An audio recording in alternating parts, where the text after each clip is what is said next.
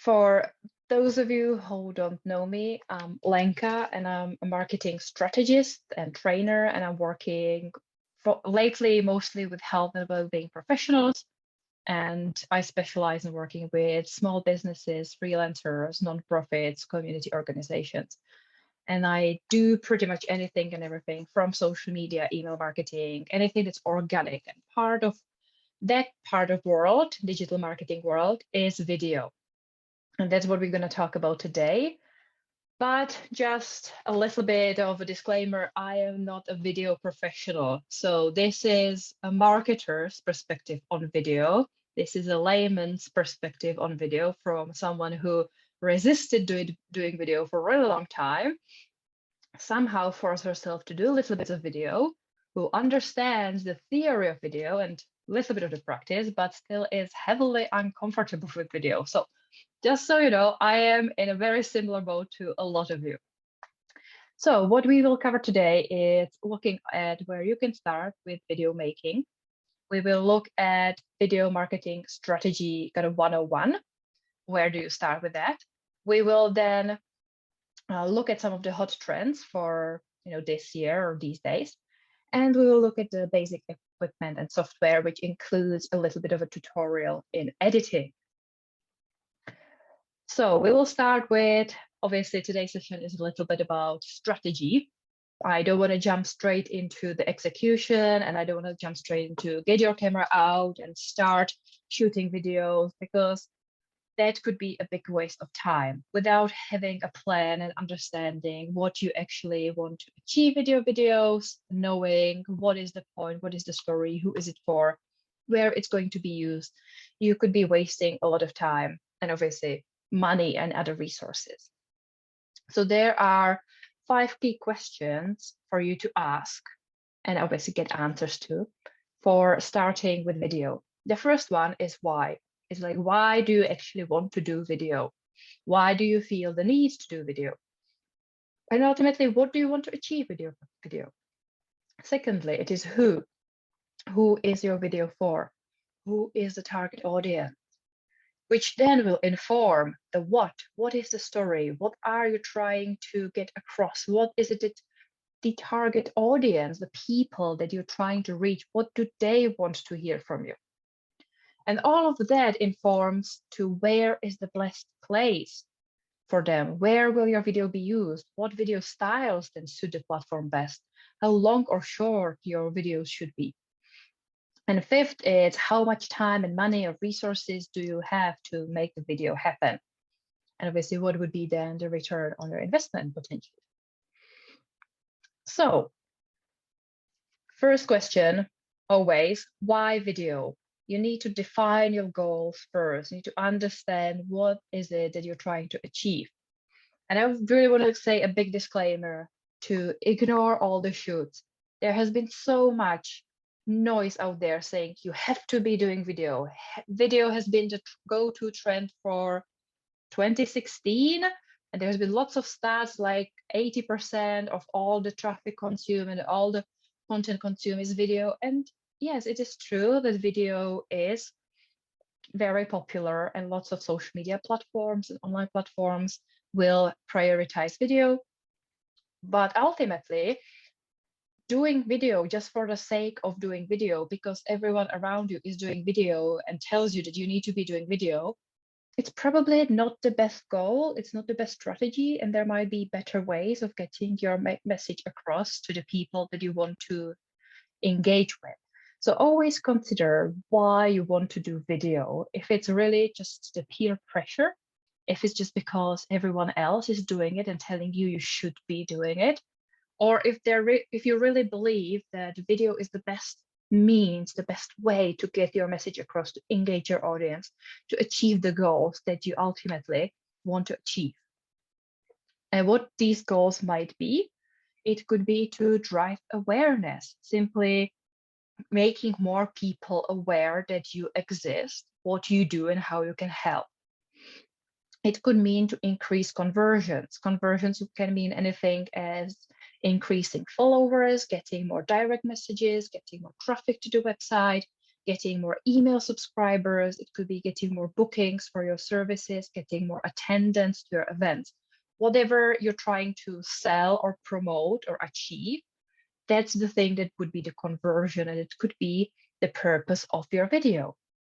It could be that you want to improve customer retention. And yes, I'm using business language here, but it doesn't mean that if you don't sell anything, or if you are a charity and you're looking to find more volunteers, find more people to help, find more people to provide funds, anything like that, they could be all labeled by customer. It's the end user, is the person or type of person you're trying to interact with.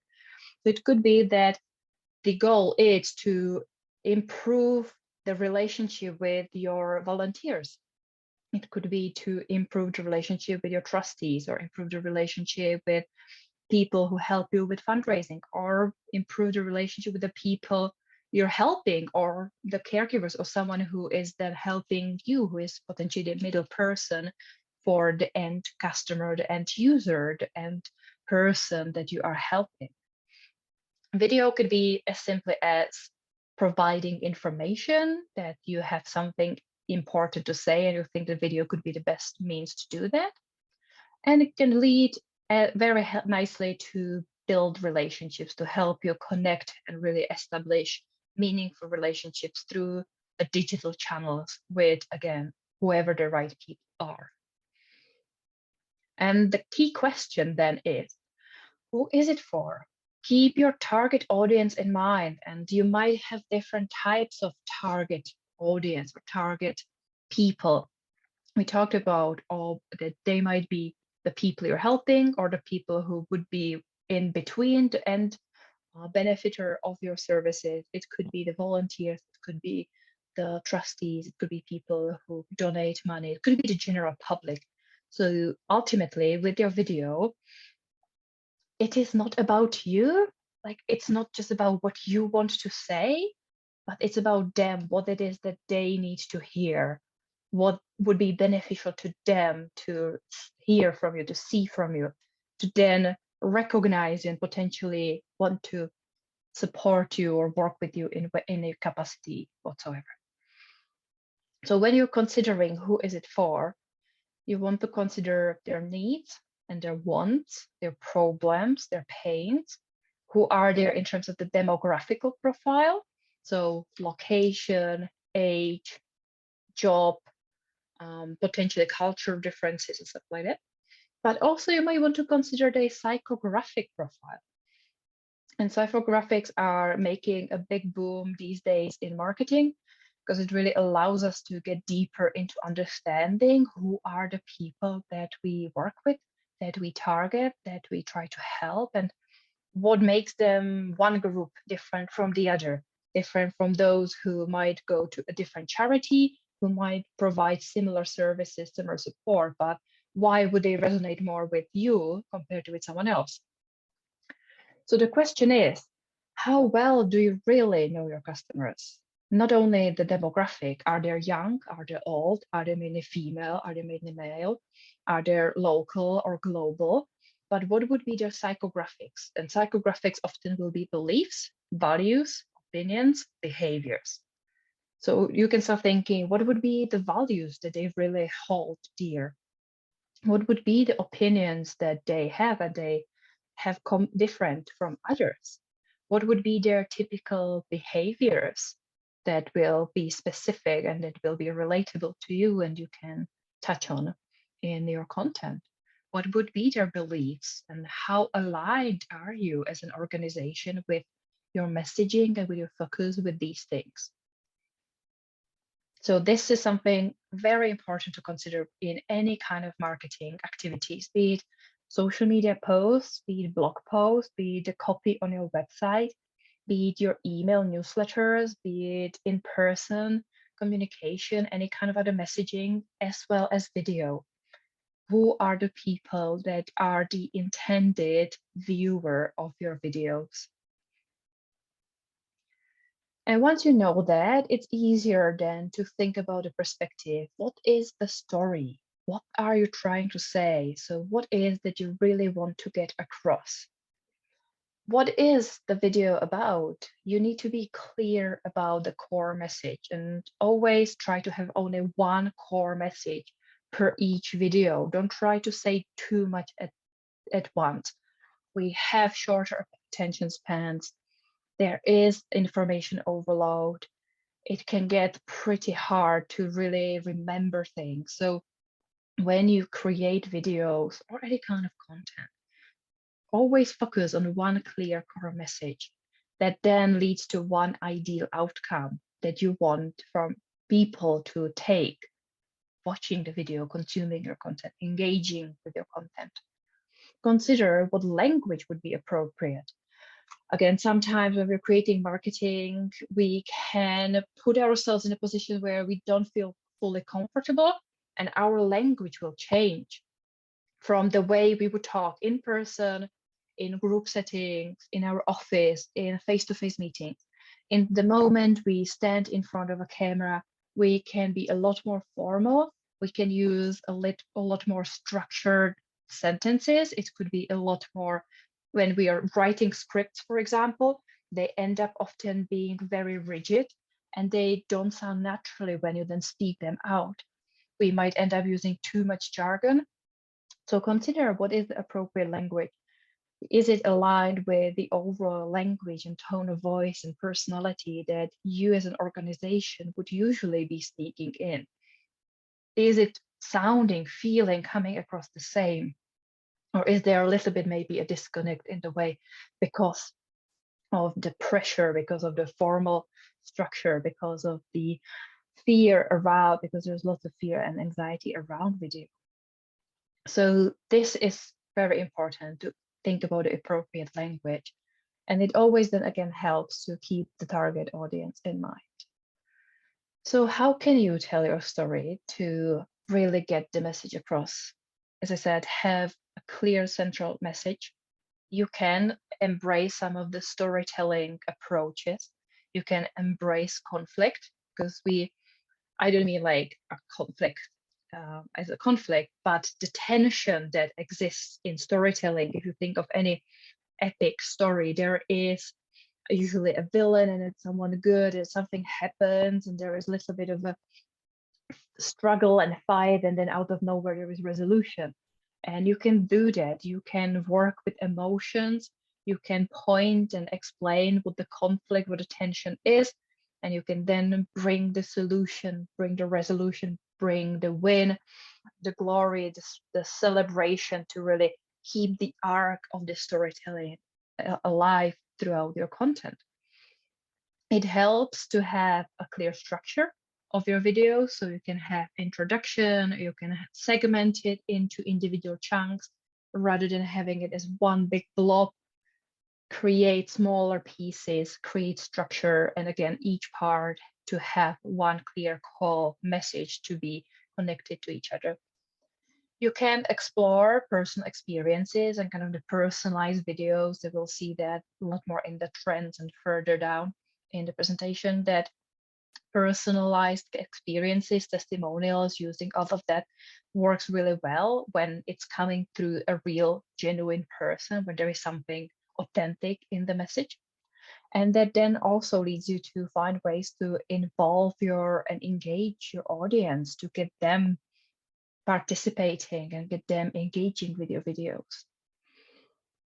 And once you have that, once you then know, okay, this is what we're hoping to achieve with our videos, this is the goal that we have set up for ourselves, this is who it's targeting, this is who we really want the video to resonate with, and then the story, the message will be this, then okay, where will be the video used? Because you then need to consider length, format, size, potentially interactive options. So where will be the video used? And there are multiple places. And obviously the same video potentially could be edited and updated and used on multiple places.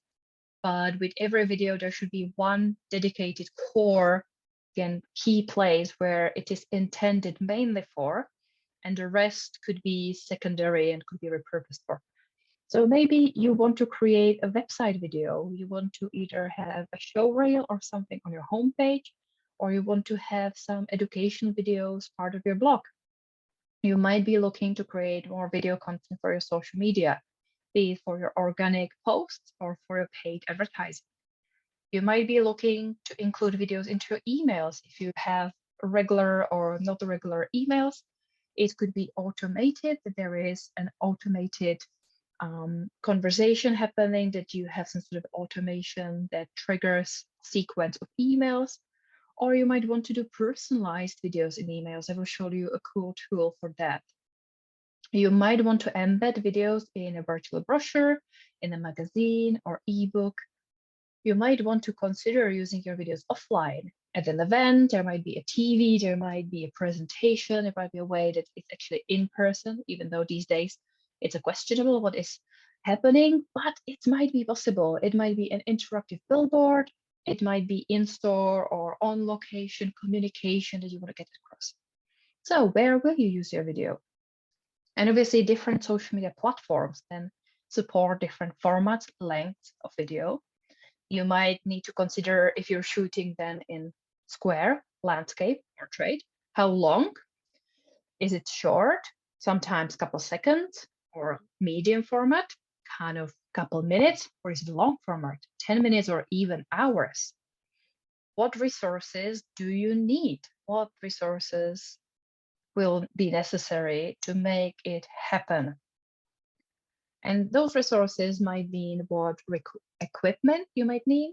Is it a camera? What kind of camera? What is the quality? Because obviously, depending on where your videos are going to be shared, different types of equipment will be required. It might mean that you might need a microphone to improve the sound quality, have a little bit of a tripod or something to prop your camera in the right position. You might need extra light. You might then need some human resources, some talent, someone who will help with the script and with the overall plan of the video, someone who will do the acting, the talking, the presenting. Potentially, there might be someone doing voiceover if you have something like an animation or presentation that then has voice. And for all of those, you might need some editing. If you're shooting on location, you might need some props. You might need something that looks and feels the right way, and you might need certain editing software. There is a level from starting with what you have to slowly building up. I would not recommend anyone to immediately go and start buying stuff. In most cases, you don't need to purchase anything new. You can use pretty much all you have. I already mentioned before, we have all these wonderful smart machines in our pockets, and the video cameras, the quality of video recording on smartphone these days, it's absolutely incredible, especially if we're talking mostly for video purposes used on social media. Most of the social media channels will compress the video quality anyway. Most of the social media videos will be watched on mobile devices. And again, you don't need massive quality to be visible and to be easily watched on mobile phones or on laptops. So start with that. If we're talking about microphones, all of us have some sort of a headphones. I'm wearing headphones right now. You might want to get a tiny little lapel mic, which is a clip-on that plugs into the phone, or if you're one of those who no longer has a microphone jack on your phone, you might want to have a Bluetooth or wireless receiver for your microphone, but these are very low cost investments. Tripod, again, depends on where and how you're planning to shoot. There are some basic tripods that you can buy on Amazon for a couple quid, or if it's a solid setting, you're using, for example, a laptop and you're recording something like this, like a webinar, then you might need a stack of books. There are ways to go around to start with. Again, if you need light, you can use natural light standing in front of the window. So my window ideally would be where my laptop is, so the light goes into my face and makes it without any uneven shadows, which I don't have because I have windows that way. So you might see that there is a little bit more light over here and a little less light over there. But then I'm trying to a little bit minimize that by having overhead light, and I have my reading lamp over there faced into me. So You can use whatever lights you have available to start with. Obviously, later on, you might look into purchasing some ring lights, some diffusers, but as I said, in most cases, to start with, not necessary. So we'll go into a little bit more detail of the specific types of videos you might want to create. But first, we'll look at what's hot in the video marketing in 2022. And these trends seem to be pretty stable and solid over the past couple of years. Short form video is still one of the top performing, and I mean very short form. Facebook has recently shared information that the top performing ads are between 3 to 5 to 10 seconds, which I'm always confused, like, what can you say in 10 seconds? But apparently 10 seconds can be a lot for someone. If you then see platforms like Instagram Reels or TikTok, where the content, you just swipe through it so quickly, and if something doesn't grab your attention immediately within 3 seconds, then you move on, so it makes sense. And that's where then interactive and immersive video, things like this, Instagram stories stickers that allow you, the user, the viewer, interact with the video to be able to be part of the video experience. That's what draws people in and then makes people to stay a little longer. Or something like live video, something what we do here, for example, today, webinars, trainings.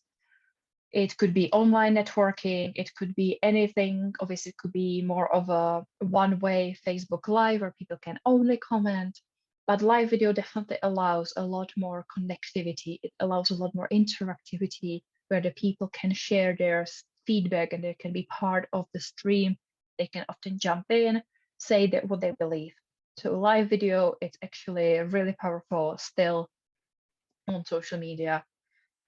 But also when we then think about the videos that are not live, that are published, then silent video, meaning video that even if it has a voiceover, if it has some spoken word, it's still mostly viewed without the sound on. It's viewed on mute, which means that it is required to have subtitles or have animation or some sort of a captioning for people to be able to watch the video and to get the information from your video, even without having the sound on. Talking about engaging with your customers, user-generated content, meaning content that your people, the people that you're helping, that working with, that you are supporting, that they can create, be it more formal testimonials or reviews, or be it them being empowered to take more spontaneous, in the moment, raw video clips that you then can repurpose in different ways and encouraging them or your team to be set to just go out anywhere and take short clips, do short kind of vlog-like, selfie-like videos, talking to camera, show what you see around, to use as much the people around you as you can to leverage the engagement from them and obviously the reach from them. And the same way then goes for nano influencers. And with influencers, we started big. And with influencers, we started looking at celebrities and what is typically known as the influencer, someone who is quite famous or has bigger followers. And lately, we started going smaller and smaller and smaller. So when we started with influencer marketing, it used to be that you had to have millions or at least a good couple of thousands followers. Then we got to, okay, a couple hundred will do. And now we are realizing that actually the nano influencers, your community members who individually might have only a couple tens and hundreds of followers, but they will have the most engaged communities. They might probably have the most targeted relevant audience too. So think how you can find ways to engage some of the local nano micro influencers, community members, and get them to help you with video or get them to provide you with some video. And one of the things that I like the most is very simple personalized video. like video replies, and certain platforms are a lot more suited for it. So for example, Twitter enables video replies. So someone tweets or tweets at you, and you can create a very simple tweet with a video, which often is, again, just a selfie shot on your mobile phone as you go. It's not perfect, it's not polished, but it's a quick reply to the person with your face on. That's quite engaging. Or an app that's pretty amazing and good fun. It's Bonjoro, which allows you to pre-record short videos. They can either be personalized to literally say the person's name, so you can do it one by one for individual people, or can be a little bit more general. And they have a very good software and abilities to be embedded in emails. So it's actually really nice then when you attend an event. So for example, if you're planning to do for an exhibition, some sort of recruiting event, anything where you trying to collect email addresses, you're trying to connect with people through email, get them to subscribe, get them to fill an application, and you have their email, might be really nice touch afterwards to send them a quick video thank you message, say like, hey, it was lovely meeting you, good to see you there. And I will show you some of the examples that they are providing, and they're very low key. No, there isn't a high production value required, but it's a very lovely touch that people resonate with a lot more. It increases email open rates to the roof, and on social media, again, it engages so much more. So something for you to think about. What of these hot video trends in marketing could be something you can consider to implement into your marketing plan, into your video making planner? So now let's look at the different types of video content that you could be creating. So you could be looking to create, and your goal and your plan could be to create a simple brand promo film, kind of service, product demonstration, or commercial or ad, which is the most kind of basic type of video in terms of it will sit at the top of the funnel. Most likely the goal will be to increase brand awareness, simply get more people knowing that you exist, what you do, and how you help. We talked about it. You might want to create more of testimonials and user-generated content. You might want to inform people, so you want to create video PSAs, like public service announcements, where you simply, it's more of a specific information rather than overall, here we are as a brand. One of the most popular types of videos online will be educational videos. So it could be an explainer, tutorial, how to, FAQs answer, where you educate people about what you do, how you do it, your area of expertise, how you can help them. So for example, these days, there's lots of education around health and mental health, fitness. There's lots of education around sustainability, ecological issues, options. There is lots of education around, parenting. Anything that you do, anything that your organization is focused on doing, there's so much wealth of information that you have, helpful tips and tricks that you can share with people in your videos.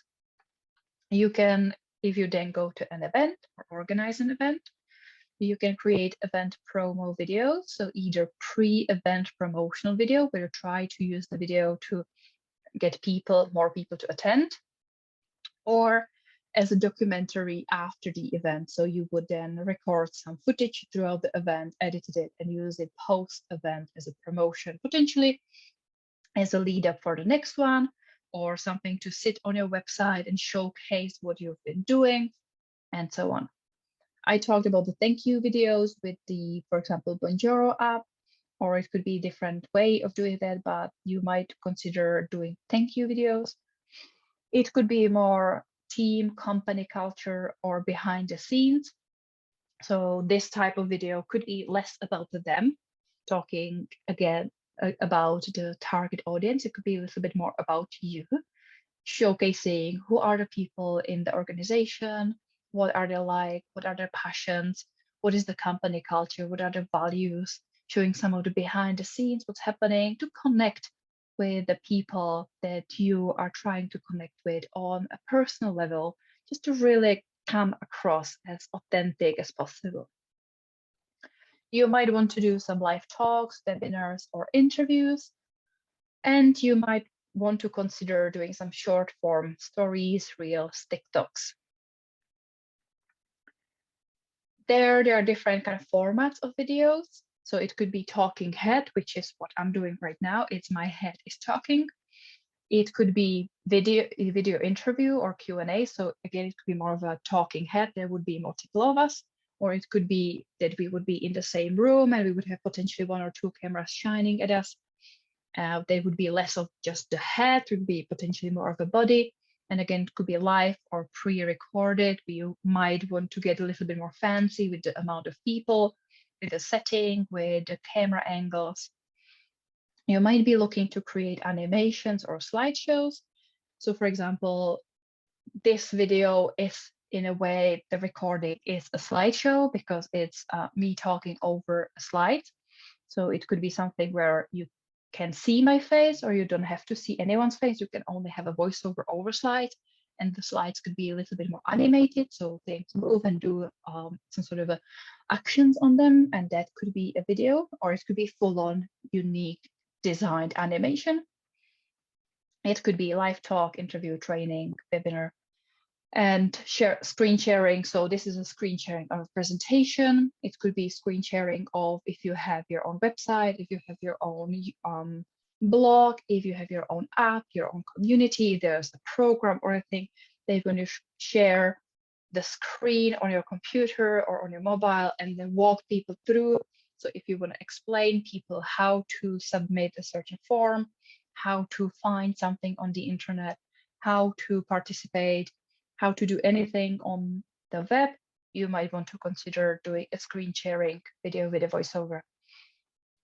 So then if you're looking for more of the brand promo videos, you might want to consider different styles in terms of, you might want to have a narrative. We talked about think about the storytelling, think about the storyline, if there is some sort of arc to it, or it could be more of a documentary where it's more segmented and you point into a different area and you go a little deeper into different aspects of the topic. So now you have a lot more information, and the key question is, with this little more information, I would like you to let me know specifically what types of videos are you now considering to create. After seeing all these options, what types of videos, and obviously all of these can be used across your website, across your social media, in your email. Some of them will be suitable for events, some will be suitable for promotional material. So in the comments, let me know what types of videos are you planning to create so we can look at it a little bit more specifically together. So as Somerset Town Band, what we have done, and I'm the chair, so it's been led by me. We've embraced social media. The kind of average age of the bands would be 55, well, probably 60 plus. I mean, we have got some youngers, but the average age would be 60 plus. So we've got a lot of people who just have never embraced social media. I come from a background where that was part and parcel of the nature of the job that I did, engaging with interactive platforms. So what we've done to this point, and it's me behind my trusty iPhone going live at our events, or doing some recording and then uploading it onto a Facebook site afterwards, or simple messages where I just turn my camera on here, upload it, and away we go, to more complicated stuff where here in Somerset for 40 years, what we've done 1st of December, there's a light switch on, the whole community comes out, the band plays. However, year before last was the first year that we couldn't do it. So in consultation with some other people within our community, what I did was I collated videos from previous years, got them to put it together for me, and we uploaded it onto YouTube and set it as an event on YouTube, so that at the same moment in time, everybody could log in, switch on, and they would see the band play. And the kind of promo that I got out was, why not have a look? You might just catch a younger version of yourself. But it's looking at how we move that forward. I've got great ideas, but in terms of the whole technical bit, that's where I kind of come unstuck. I've always been the front man for organizations. I've done sales and marketing. That's where I'm at. Does that help, Annie? It helps. It's a interesting challenge, obviously, to reach a certain audience that is the older generation that is not full on digitally, socially savvy. It might be an interesting challenge to find ways of reaching those specifically. And obviously, there might be then ways of thinking outside of the digital world as well, with in-person events, but also places. How could video be used in the places where they do spend time and you know the audience? So it could be their community centers, it could be doctors' offices, it could be places where they hang out often, unfortunately. It Sure. could be community bulletin boards that then send them, give them some sort of instruction or support. So there could be ways that more alternative, that are not the most straightforward social media usage, that think about a video or any kind of marketing approach that targets them where they are. Or then obviously it is to think about which is the #1 platform that this generation will be at least a little bit comfortable with, which could be Facebook, because lots of them will be on Facebook because their kids and grandkids are there. They try to stay in touch with the family and watch what the family is doing, and find and discover again more, how are they using it? What is their behavior in terms of, are they using it on, do they have smartphones? Would it be for them using smartphones or tablets or laptops? Would it be how frequently they might be using it? For Sure. example, Facebook now has deals with traditional TV, so you can pay for ads that go from Facebook then to different TV channels, and it could be brought back into the traditional advertising world. So there are different ways, and if you ever want to have a chat a bit more about the specifics, then I will be sharing at the end a link to my email, and I will be sharing a link to book a session, one-to-one session, for anyone who wants to. So if then anyone wants to have a more specific conversation about their videos or marketing in general, I'm more than happy then to take it further this session. Hope this helps. Thanks, Mika. Appreciate it. Cheers. I'm just going to have a quick look at your comments. Thank you for commenting. So you plan to do thank you and interviews, or screen sharing, top tips with VoiceOver, which I think is an easy way to start with video. Is it something like this, where you get to kind of hide almost? You don't have to necessarily have your face there. You can just walk through something. You have the point of attention is mostly on the screen, on the words, on the images on there. So it's quite, and it is these days quite easy to do. So you're seeing that I am currently using Zoom, and it allows me to share my screen. And I don't have to even have any of you here for me to be able to come by myself into my own Zoom room, share my screen and prepare this, and then share it as a replay. Or you can do the same with different online tools, but the Zoom seems to be the go-to place these days, and everyone is getting familiar with Zoom finally. So this could be a very easy way for your starting videos.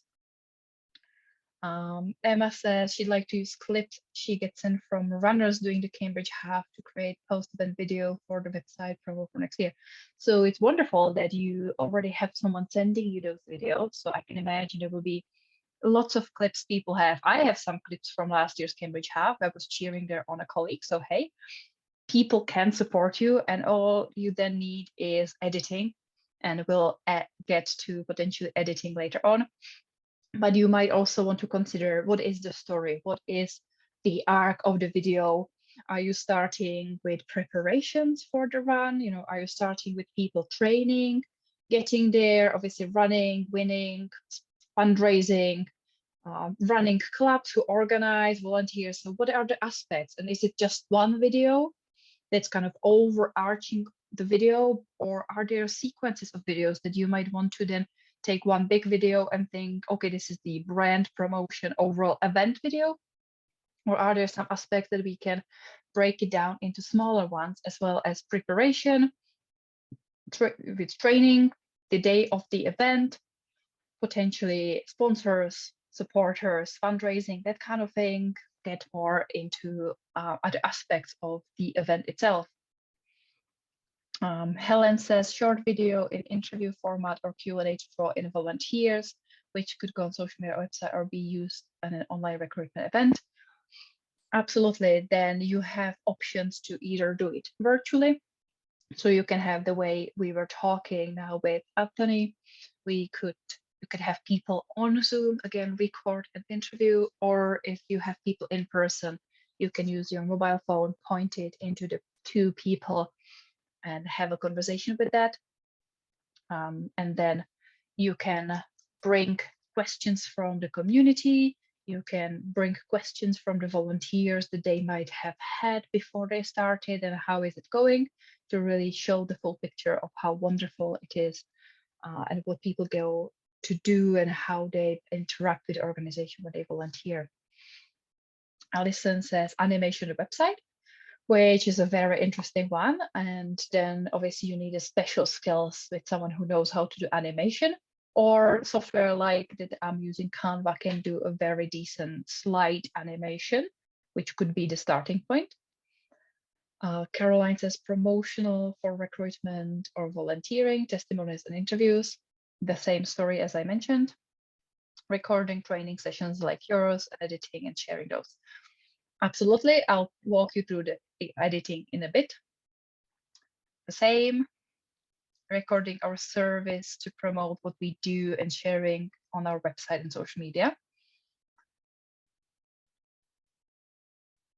Video clips and photos from our rare disease community members to spread awareness and reach others that we can help, and also to reach medical industry partners with the patient voice, which is wonderful.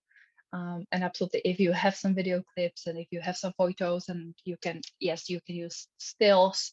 If you don't have full-on videos from your users, from your patients, from the community, if you only have some pictures, then you can create slideshows and can animate those with, again, some animated elements, with some text, with some voiceover, potentially with some B-roll. We will talk about B-roll a little bit. What is it and how you can use it? So there are lots of opportunities. Thank you. Case studies. Case studies are very interesting, absolutely, where you can, it could be a longer type of video or series of videos that walk through the process of either volunteering, either patient care or community care. It could be through being someone who is a trustee, through someone who is helping with fundraising. So again, depending on the role, on the person who is it for, then you might create either one bigger video or a series of mini videos that break down the case study and share the experience with the world. To work with the community car schemes to help them to create their own campaigns. This might encourage different demographics and responses. I love your ideas, everyone. Staff and volunteer training. Yeah, and that's the thing. Video is often seen as an external activity. And obviously I do marketing, and mostly I will focus on working on video that go out to the world and are public. But in so many cases, videos could be super efficient use for internal communication. They can be used for training purposes. They could be used for engagement purposes. There are so many ways that you can leverage video for internal communication to streamline and really get more efficient with what you do, get everyone on the same page, get everyone on the same board in an easier, effective, if there is a face and a voice, more authentic, potentially more personable way. So I absolutely love that, Beverly, that you want to do it for staff and volunteer training. Lorna says one of the biggest challenges is where to store the videos once made and how to best edit and share. So two different questions, kind of. So what do you mean by store? Do you mean where do you keep a backup? Where do you like create them, hide them, and let them sit there so you at some point have an option to touch them? Or do you mean where do you then share them publicly, and which platforms do you upload them to? Yeah, it's a bit of both really. So I currently, for instance, I've got a recording of a training session that I held, which I've put into Dropbox because I had it and I just dropped it in there. I need to go back and edit it anyway. But then it's like, if you want to actually share a video with somebody, because often people just tend to share them via a file on email, but that's obviously a huge document. How do you share it with other people without putting it on a platform like social media or a website? How do you share it with a small group of other people without having to attach a huge file to an email? If it's, which platform can you use that other people can access? So I would make a distinction between social media, places like Facebook, LinkedIn, Twitter, Instagram, and then places that technically sometimes are called social media, like YouTube or Vimeo, which in my opinion are not necessarily full-on social media platforms. And those are, which I would, in terms of video, call the video storing places. So yes, you can use things like VTransfer, Dropbox, OneDrive, Google Drive, all this kind of video, like document file storing or sharing. But the challenge with those is, especially if it then goes to multiple people, so one video is distributed to 30 people and 30 people download it, this creates actually quite a bit of a pressure, and it is not environmentally friendly. Actually, videos are actually not environmentally friendly. The more videos we store somewhere on the cloud, there need to be some sort of servers. Servers take space and time and energy and water for cooling. And actually there are increasing studies that show that the amount of video that we're increasingly creating, it's causing our planet, again, some issues. And places like that where I create video and then send it through email, through VTransfer to multiple people, and everyone downloads it, it multiplies the problem. So probably the best solution is either, if it's private, then yes, have a shared Dropbox or Google Drive where there is one folder and everyone can access it. But these platforms still don't allow usually very comfortable playing in the platform. Even though Google Drive, for example, allows replay in there, most people will still download it because it's just more comfortable. That's where places like YouTube or Vimeo, I think, are the best way, because you don't have to have a public official YouTube channel to be able to upload a video to YouTube. Create an unlisted video, which means that only the people who have a link to it can watch it. Or Vimeo even has the option to create a password protected videos. So only the people that you will then send that this is the link and this is the password will be able to watch it, but they will have great user experience watching it because both YouTube and Vimeo are designed to be used as a watch platforms. YouTube is probably the easiest one because we are a lot more familiar with it, and you can create playlists. And again, the playlists can be private, so that no one other than those who get the URL, the link to the playlist, can't access it. So no one, you're not being part of the social media. It's not being visible, searchable anywhere. but you then can create, if you have trainings, if you have different playlists, if you have for different types of audiences, different types of groups, different videos, you can do that all quite well within YouTube. Does it help? Yes, thank Yeah. you. We do use YouTube already, so I guess I need to use that more and not think of it as a public thing, and use it, like as you say, create more on there that I can use personally. So thank you. Yes. Yeah. And I just noticed a message from Beverly, who says that at present we use YouTube to keep all our videos in one place and then share to social media from this. Yes, but that's why we talked about a little bit to think about the specifics of different social media channels. And I can walk you through a little bit more in detail if it makes any sense to see what is more native to Facebook, LinkedIn, Instagram, Twitter. Because the challenge with having a public, like a video that is intended for external usage, having it on YouTube and then sharing it to other social media channels, it means that you are technically sharing a link. And unfortunately, none of the social media platforms are big fans of using external links. So a little bit of social media 101, especially platforms like Facebook and LinkedIn, will be punishing people sharing posts that include links, like external link that leads to your website or even YouTube video, because that means that people might leave the platform and not come back. Places like Instagram, they don't allow that. You have to natively obviously upload the video. But that's where using YouTube, I would recommend for embedding on your website. So yes, have it YouTube video, but then embed it so it's watchable on your website. You can do the same, embed it in your email. But if the video is supposed to be used for social media purposes, then pick the platform that it is designed for, that it is intended to be used on. Make sure that you understand the limitations, the specifics of the platform, and then design the video to suit the platform. So for example, on LinkedIn, you can share videos only up to 10 minutes. And the format could be any one you want, but most likely it will be typical landscape mode that will work the best.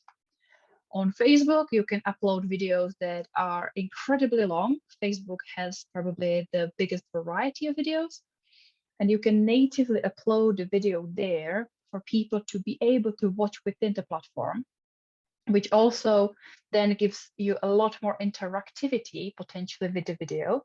And again, on Facebook, you can do any kind of form. You can do square, you can do landscape, and on Facebook, you can also do portrait. On Instagram, the typical video will be square because Instagram grid is designed through squares. But then if we're thinking about something that used to be IGTV, now it's called more Instagram video. And we see the trends with things like Reels or TikToks that are portrait. Then you might consider that if the video is to be used on Instagram and you want to have it either as a reel or use in stories, you might consider either portrait or square format. And then Instagram has increased quite a bit ability to upload longer videos. So it used to be 60 seconds. With IGTV, they enabled up to 10 minutes. And now I think the limit is even further. I wouldn't go too much over 15 minutes because Instagram is very fast paced. So no one will probably have the time commitment specifically on Instagram to watch something that is longer than 10 minutes. But you can then use that. Twitter, it's an interesting one. I don't know how many of you would be actually considering Twitter for videos. Probably landscape, portrait, shorter videos. The Twitter video limit is about 2 minutes. So it's more fast-paced video. Interesting possibility. Pinterest, if someone is using Pinterest, again, the pins are more portrait. So thinking about the orientation of your videos as well. How do you reformat the same video to suit each platform? Good question. So another in social media 101. I would highly recommend everyone to focus on one priority social media platform, because it's so hard to try to be everywhere. It's so hard to try to keep up and manage. If you haven't watched, I've done full-on social media one-on-one training walkthroughs. It will be on the Cambridge Online YouTube channel. I'm sure in the follow-up emails, we will be sharing some links so you can watch that. I talk a lot more about that. I don't want to go full-on into social media training over here, but that's the challenge. It is then, yes, you can use online tools, and the online editing tool I will show you, there is an option to reformat, but there are certain limitations. So if you're shooting an interview that potentially has two people and the two people are sitting next to each other, or it is an online interview and there are two faces, you can't effectively, easily make it into a square or portrait video. If you're shooting in landscape, then most likely the video will be shared in landscape. That's why knowing which place it's your priority, it's your number one focus, where your audience is, where you are super active, where you know you will have the most potential reach and engagement and impact, it's important, because it will then determine how the video setup when you're shooting needs to be done. There are ways with then taking landscape and adding potentially banner above and below to create square out of it, which then helps you to take landscape into square, or having much bigger banners to even portrait. But then again, you can imagine that the video itself will become quite small.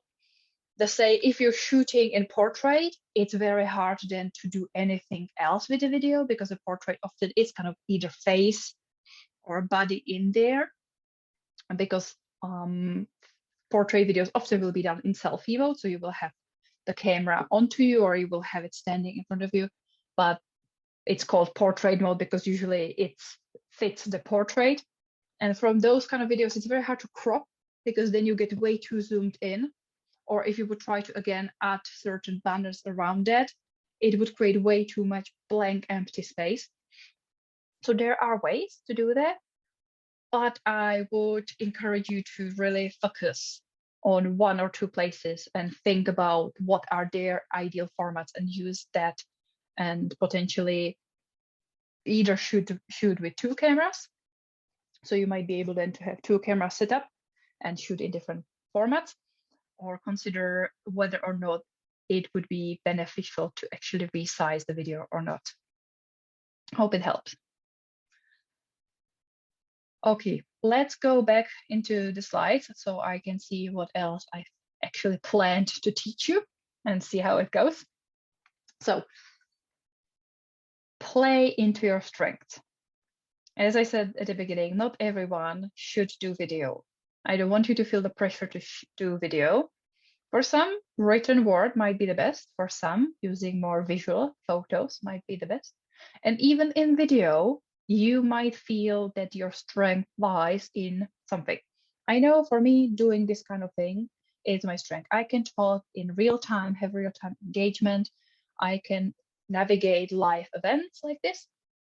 But put a camera in front of me, especially when I do it by myself, when it's just me in my room with my phone trying to pre-record something, no, just no, it doesn't work for me. That's not my strength. That's why I will always prioritize this kind of training, education, rather than trying to create segmented short bite videos. People prefer to have their time and space to think about it, script it, record it. They don't like the pressure of live events. They don't like the pressure of having to be fast on their toes. Play into your strengths in video. What is it that comes natural to you? Do that, because you will immediately be way better at it. You will come across a lot more comfortable. And the more you enjoy it, the more everyone else watching will enjoy it. So a little bit of video making process, so you know how. You want to always start with having a plan. Obviously, we talked about more of the strategy in terms of overall marketing approach, but with every single video, you want to have a little bit of a storyboard or a script, or at least a couple of bullet points, or in case of this, have a presentation ready, or have the animation ready that you're going to do a voiceover over. Or if you're sharing the screen, practice it a couple of times. Again, think of the key milestones, the points that you want to touch on. Write some notes. Familiarize yourself with the technology. Get your hands on the technology, try it a couple times, click different buttons, see what happens before you go live or before it's the D-Day of shooting, so you feel comfortable with that. If you're shooting in person or even virtual, set up the studio. So set up obviously the background, the settings, lighting, test it, and prepare your talent. So if it's an interview, let the person you're going to be interviewing know, these will be the questions, this is the format, this is the length. Is it live or pre-recorded? Can they make mistakes? Will you be able to edit it out, or is it real and there's no coming back from it? Real meeting live. So prepare them in terms of, if you're giving them certain instructions, try to help them, give them instructions on what kind of lighting they might want to be using, what kind of setup, what kind of headphones. Potentially, if it's online, have a pre-recording session with them to walk them through the camera and touch on some of the basics, which are have the camera in the eye level, always look into the camera, which is quite difficult when we do it like online, because we tend to look at the screen, and you can see the difference if I'm looking at the screen and I'm talking to my screen, or if I'm looking into the lens, into the tiny little dot on my computer and I'm looking at you. It's a very much different level of engagement with that. So remember that for yourself and potentially teach your talent to do the same. The same with video, you need to go a little bit higher up on energy. So the way you would be in person, you need to ramp it up for video. You need to be a little louder, a little bit more energetic. The gestures need to be bigger. Otherwise, it will come quite flat on the video recording. With lights, we talked about it, have a light coming ideally from the front to make sure that your face is lit appropriately, and make sure that the person has as much possibility to avoid any distractions or sound noises around there, if possible, not always possible. So prepare yourself and prepare your talent. Then obviously shoot the raw footage. Sometimes more is better, do a couple more takes, get more comfortable with that, practice a couple times. If you're at an event or something that's real time in the moment, more is better, because then in the editing process, you can't go back. Often you can't recreate the situation anymore. So the footage that you have is the footage that you have. Once you have shot it, you want to keep your footage organized and backed up. And that's one of the things that I struggle with the most, is after an event, we just spend the time diligently backing up, organizing, labeling, titling the video, because you never know when you might want to come back to the video in months, years' time, and you will be banging your head on the wall to be like, why didn't I name my videos with something more meaningful than whatever the letters and numbers that the video was named from the device that it came. And then comes the tricky part for a lot of people. It's the editing. And throughout editing, you might want to then choose your music or additional recording, additional voiceover.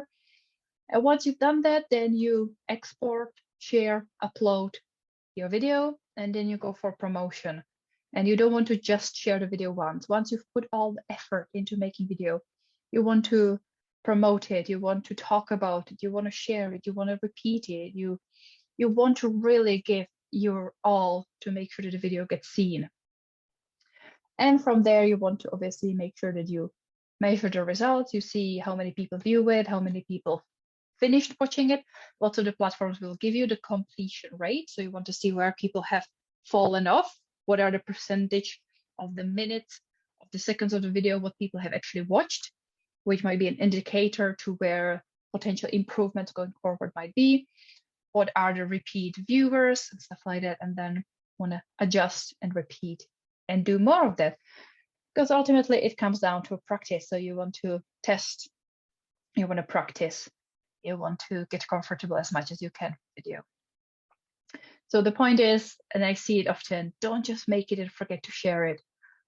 Really, as part of your plan for video, have a plan of distribution, have a plan of repurposing, have a plan of how in any way possible. And as I said, focus on one platform in priority, but think about different ways you can then use a teaser from that video, use an advertising to pay a little bit to boost the video, include it into email and get, even if it's a Facebook link or LinkedIn link or Instagram, email people and go, hey, watch our video on Facebook. Have you watched it? And stuff like that to really get the most out of the video that you've already created, because as we mentioned it earlier, videos are quite costly. Even if you're doing it by yourself, it does require a lot of time and energy. If you're then working with someone and paying for anything, be the equipment, be the software, be the tools, be the people, then it does cost quite a bit. So before we go into editing, any further questions? I will quickly check the chat. So that's it. Good. So the tech bit, that's a bit. I'm not a techie, so for me, that's why this video training is focusing mainly on the marketing part of videos and not on the techie part of video, because I'm not a tech person, and I don't believe you need to be a tech person really to be able to do this kind of video. So we talked about it, very basic. Your video making toolkit needs to include some sort of a camera, some sort of a microphone, potentially some sort of a light, and if you need to, a tripod. This is the basics, or all you need. And then the big question, where can you edit? And usually I would say it depends on whether or not you're using a Mac, you're on an Apple device, or if you're on Windows. Because obviously for Mac users, we have the benefit of having iMovie, which is a default editing software that is provided for Mac software. And it's quite good. It's very easy once you get a hang around it. Or for Windows, I used to recommend using Filmora Wondershare, which is pretty similar to Canva.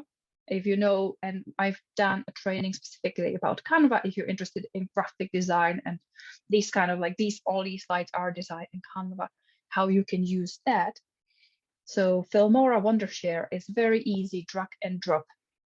And they do have quite affordable payment plan or a one-off purchase for the software. You don't need any super duper, super expensive software.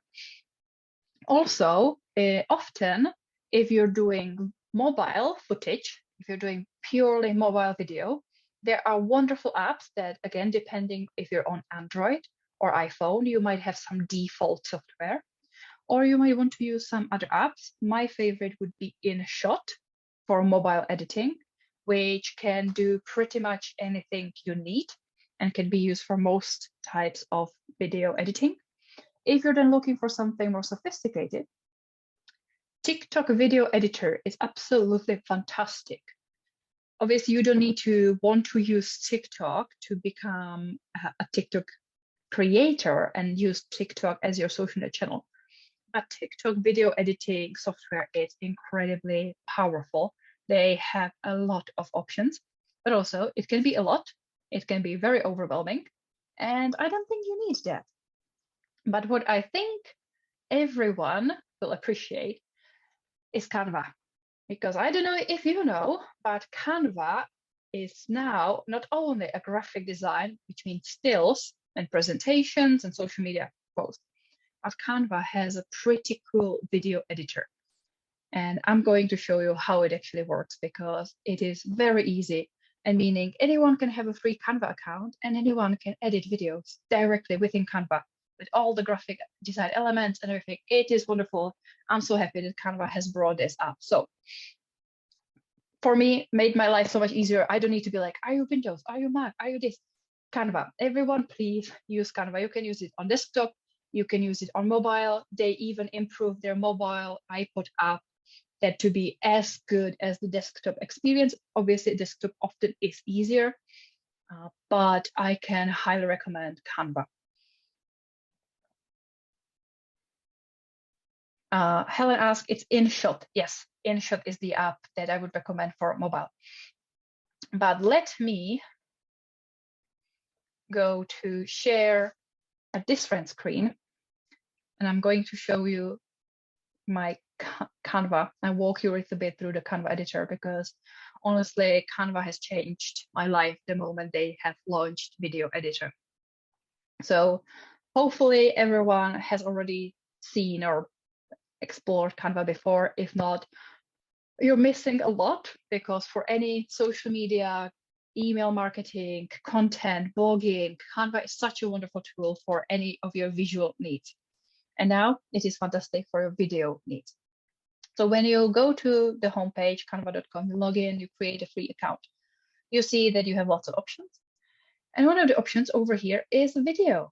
And they give you lots of options of the size. So you can see that there are different formats. So it's Facebook, it's called Facebook, but it's square, it's landscape, it's portrait. And then you mainly here, you pick up the right format that you want. So let's say we want something that would be an Instagram, that would be a square. So you can open up your design, and even if you have only free Canva, you will have a lot of for free. The one thing that the paid version of Canva gives you, it's a lot more elements, meaning free images, free videos, free stuff like that, but you don't need most of that. So hopefully, could anyone just give me a thumbs up that my screen has shifted over to the new design? I just want to make sure that actually what I'm seeing is what you're seeing, because sometimes I'm very confused about that. They're just, all charities can get Canva Pro for free. Oh, fantastic news. It's wonderful. Then you can get all the features. So when you are in your Canva, you can see that you can create designs based on a template. So you can type a keyword of a style of video that you're looking. So if you're, for example, looking for testimonials, you might want to see if there are any. For example, there are not, but you might want to see what kind of template they might have. And you can simply add and click on it, and it will pre-populate the template over here, and that you can then edit anything and everything within the template. Or if you don't want to use a template and you want to use only a video, you just upload your videos over here. You simply drag and drop, and then all those videos will be available here for you. So for example, if we take this video, which obviously you can see that it is a video interview and it's in landscape. So I can then place it in my square, which, as we talked about, fitting it into the right place, you can see that this is hard then to reshape it to a square. I could, by changing the background and having something more interesting in the background, I could use it by then add potentially some sort of a description on top. I could add what is it all about over here. And I can potentially, if I wanted to use the lower part to add a URL, to add further resources or anything I would want, I could add it to my video. So I could make it work if I want to. If I needed to then edit the video in any form, meaning you can see that there is the playhead, it moves around. As in usual software, you can easily either place it wherever you want, and then you right click on it, and it gives you the option to split. So I can split it over here, and now I have two videos, which I can then move forward. I can move them around. I can add either a new page if I want to fit in a new video in between, or I can add a transition if I want to transit potentially from one video clip to another. I can easily add a transition. So I can add dissolve, I can add slide, I can add circle, I can add this. I can then choose in my transition how long I want the transition to be, so longer or shorter. I can potentially, if I wanted to shorten it and I needed to trim the ends, I can simply trim it like this, or I can go it back. So I can do a lot of the basic editing over here. If I then want to add some elements to it, some interactive elements, like I want to add, for example, an arrow, a graphic, I can go to the elements and I can place it into my video. I can move it around and I can have it pointing to wherever I want. Obviously, layers, need to move things around, and you get a video with some elements into it. You then obviously always can play it from here, so you can watch it and edit as you need to. You can also then add music to it and all the other things that you can add. So you can see that in the elements, you have a lot of visuals, you have add some videos that you can be adding to it and stuff like that. So Canva, I will not be doing like a full-on video because I find Canva very intuitive. I don't know how about you if you use it before, but I found because it gives you a lot of options to just simply drag and drop and move around. And then again, as you see, you can make the video bigger. It gives you here a video kind of editor. You can animate the text, and the text can be also animated and can be coming to the visual and stuff like that.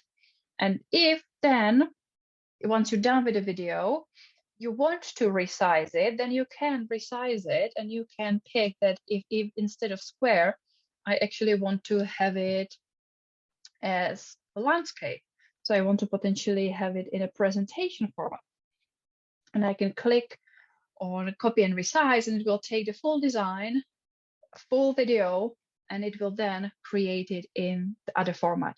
So this is the basics of editing. It is you trim it, you potentially edit the chunks of the video that you don't want, you rearrange the clips, you potentially then want to add a music to it, you want to add some text to it, and that's usually the basics of editing. So hopefully, once you try Canva, you will realize that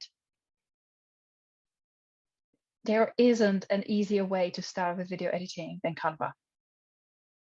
If you, for example, I would know that over here, I would be listening to it, and I know that here is a waffle, then I will split it. And then I know that the waffle ends somewhere around here. So I will split it over here, and then I will delete this little bit.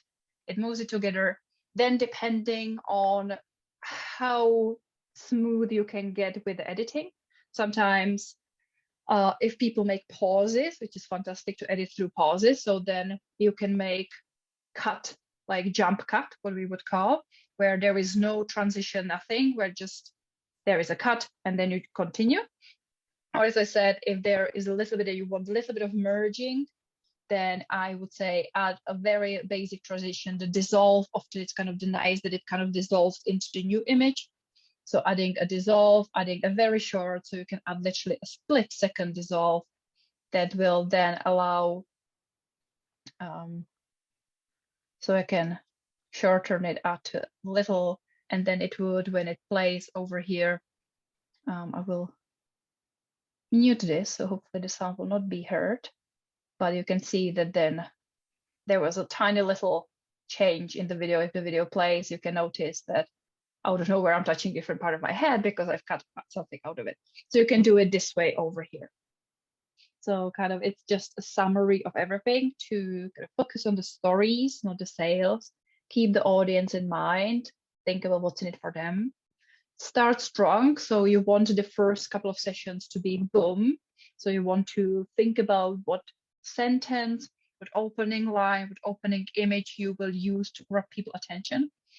So often you will use the most interesting, intriguing part of the whole video and add it to the beginning, and then potentially have a cut, and then have more of a smoother, softer introduction, and I continue with the video. You want to be using visuals and adding captions to make those videos accessible without sound.